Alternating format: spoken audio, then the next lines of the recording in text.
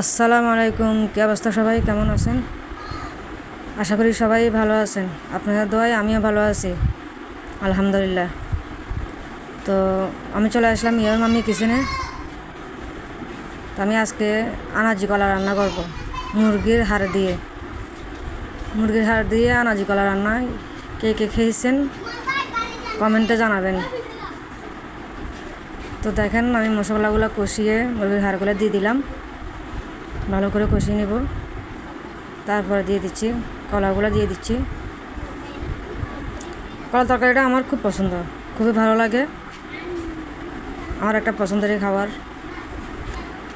তো এই কার কার পছন্দ হয় সেটাও কমেন্টে জানাবেন। কে কোথা থেকে দেখতেছেন সেটা কমেন্টে জানাবেন। তো সবাই আমার পাশে থাকবেন, আমাকে সাপোর্ট করবেন ইনশাআল্লাহ, যেন আমিও আপনাদের পাশে থাকতে পারি, আপনাদেরকে সাপোর্ট করতে পারি। আপনারা, আমি কথা বলতে পারি না আসলে, এটা আগেও বলছি, অনেকবার বলছি, আমার কথা বলতে একটু সমস্যা হয়। আমি পেজে নতুন, ভুল ছুটি হলেও ক্ষমা দৃষ্টিতে দেখবেন। তো সবাই আমার পাশে থাকবেন ইনশাআল্লাহ। আল্লাহ হাফেজ।